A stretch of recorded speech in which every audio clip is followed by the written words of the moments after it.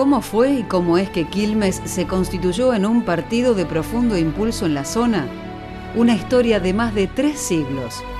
Este programa aspira a brindar un panorama global de la evolución histórica de Quilmes, sus costumbres, los lugares aún en pie por donde transitaron sus primeros habitantes, sus instituciones, acercando a nuestros próceres barriales, mujeres y hombres que sin mármoles ni bronces hicieron grande este distrito. Un pueblo que no conoce su historia es un pueblo sin identidad.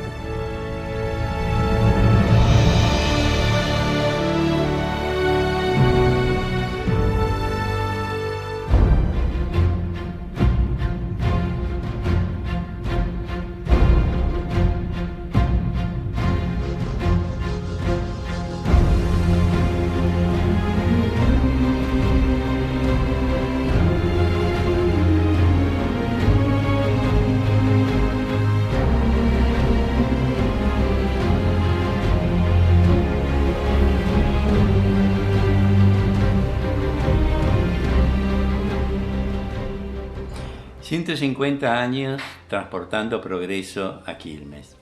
En 1860 el ingeniero William Wheelwright adquiere una concesión a una compañía anglo-francesa formada por Capri Lelièvre y resuelve apoyar la iniciativa que Quilmes tenía de lograr extender la línea del ferrocarril desde Buenos Aires a Ensenada. Acompañar esa idea que ya venía gestando William Wheelwright cuando hizo un recorrido en barco con autoridades del gobierno nacional, en ese momento era presidente Sarmiento, hasta Ensenada para mostrar qué importancia tenía ese puerto para el comercio fluvial. 1861 ya empiezan las obras de construcción, pero al correr del tiempo se ven montones de problemas, digamos, que se produjeron sucesivamente. En 1868 la epidemia de cólera. Pensemos que la mano de obra era inmigrante, en su mayoría era inmigrante, o sea, no tenía ni siquiera las defensas, el clima tremendo. Esta era una zona baja, inundable, y tenían que extender las vías férreas sobre un terreno fangoso. Tuvieron que hacer terraplenes, elevar, por eso hasta hoy en día se ve que la parte de lo que es el Quilmes Oeste, o sea, la colonia, es más bajo que el Quilmes Centro.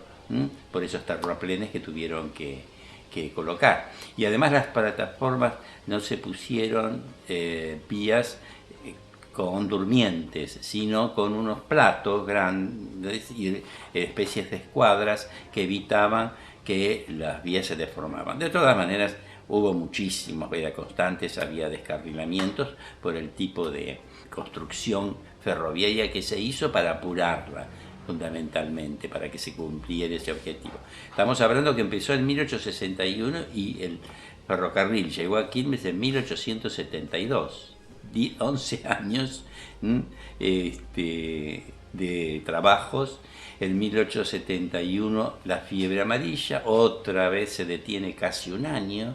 Muchos obreros, trabajadores del ferrocarril mueren durante toda esa terrible epidemia que asoló Buenos Aires y los alrededores. Quilmes fue un poco el refugio de todo eso.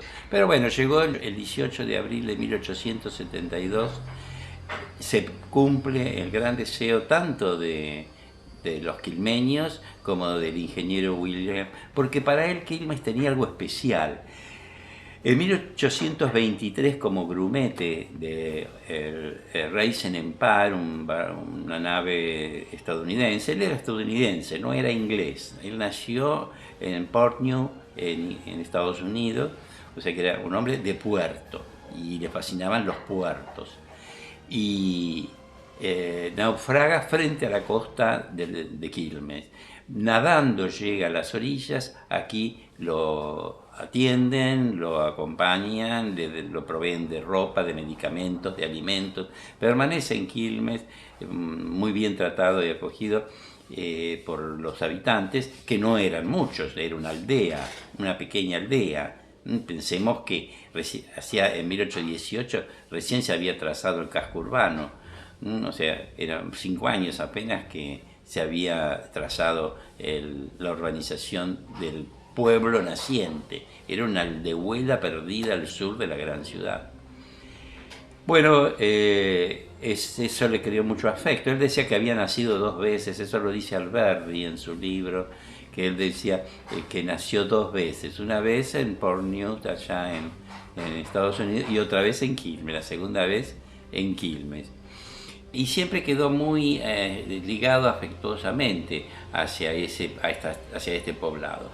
Entonces, cuando las empresas que yo mencioné anteriormente fracasaban, la corporación municipal manda a José Antonio Wilde a que lo entreviste. Hablaba perfectamente inglés, hijo de un inglés argentino, pero hijo de ingleses, y logra convencerlo de que adquiere la concesión de esta empresa que había fracasado. Ya él había construido el ferrocarril central que unía Rosario con Córdoba. Así que llega el 18 de abril de 1872 y ya se asoma el humo de la locomotora que se aproximaba a Quilmes, donde todo el pueblo, el pequeño pueblo de Quilmes, todavía era un pueblo, lo estaba recibiendo. Pues sabes que una de las cosas que se han descubierto últimamente, que fue el investigador Alejandro Gibaut, que la primera parada antes de Quilmes fue Bernal, ¿no? O sea que antes de llegar a Quilmes ya había parado esa formación ferroviaria en Bernal. Ese es un dato que obtuvo por el periódico El Estándar, donde se hizo una primera promoción, ¿no? Donde decía, en tal fecha se va a lanzar la primera formación ferroviaria que va a llegar hasta Ensenada, y ponen como estación, ya estaba Bernal. Y en Bernal, por supuesto, era una parada, no era una estación. En Quilmes había una estación, preestación o protoestación, porque no estaba el edificio greco-italiano que tenemos hoy en día. Todo Quilmes lo recibe, es un recibimiento muy importante, estaba toda la corporación municipal. La corporación municipal es lo que hoy llamamos el Honorable Consejo Deliberante. El que habla primero es el doctor Wilde, ya que era su traductor. Él saluda a la población y agradece y recuerda, en esa primera charla que tiene Wheelwright con el pueblo de Quilmes ahí reunido, recuerda esa aventura que tuvo en 1823 cuando naufraga frente a las costas de Quilmes y el afecto que sentía por este pueblo. Era, según él, su segunda ciudad natal. Al año siguiente, en 1873, en Inglaterra, visitando a su hijo que vivía ahí en Londres, William Wheelwright muere. Entonces la corporación municipal proyecta hacer una plaza que lleve el nombre del ingeniero Wheelwright y le compra una hectárea a... cuando yo digo una hectárea me refiero a las hectáreas de la época de ese momento. Recordemos que Quilmes está trazado en varas, no son 100 metros por 100 metros, es la medida de la vara. Y compra a Martín Cristoforetti, que era el dueño de la tierra donde está la estación de Quilmes, y ahí se crea la plaza William Wheelwright, que lleva ese nombre desde 1873 hasta 1958, en que le cambian el nombre y le ponen Hipólito Yrigoyen.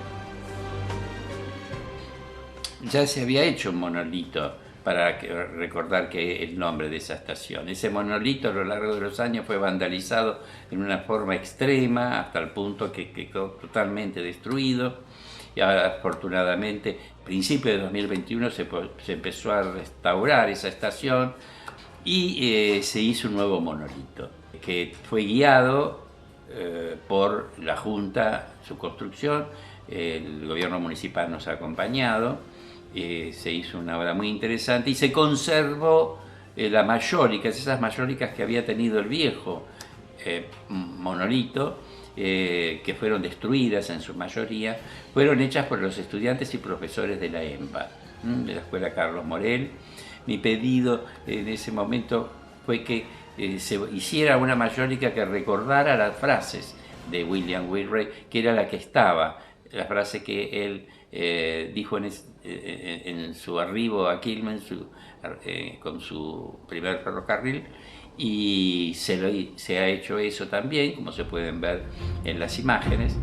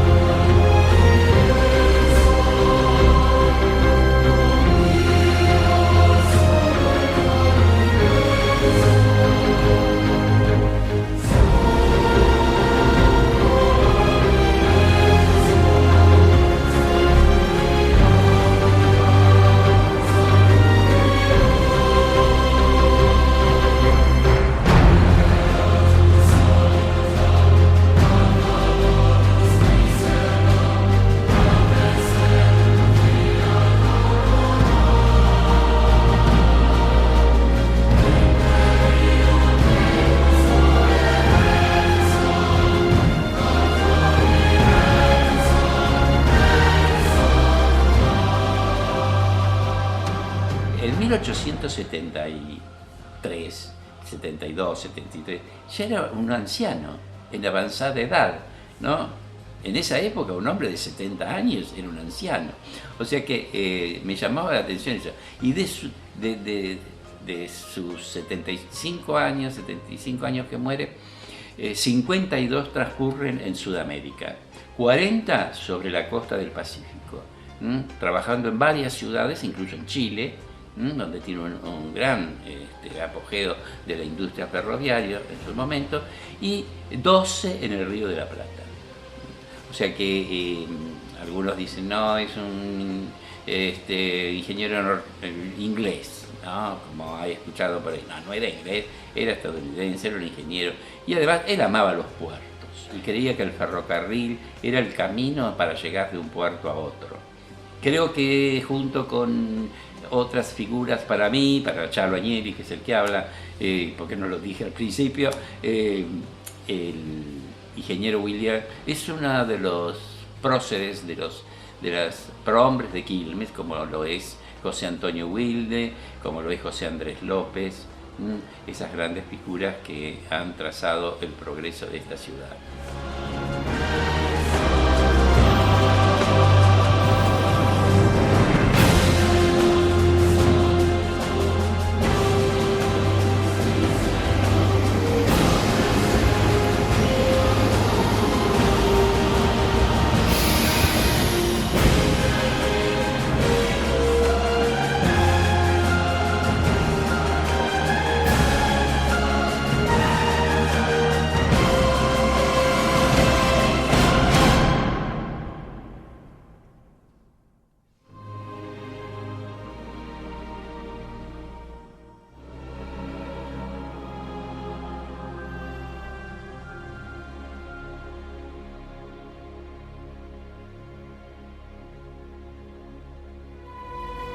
¿Cómo fue y cómo es que Quilmes se constituyó en un partido de profundo impulso en la zona? Una historia de más de 3 siglos.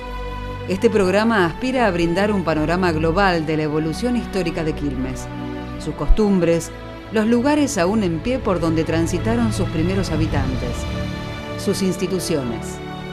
acercando a nuestros próceres barriales, mujeres y hombres que sin mármoles ni bronces hicieron grande este distrito. Un pueblo que no conoce su historia es un pueblo sin identidad.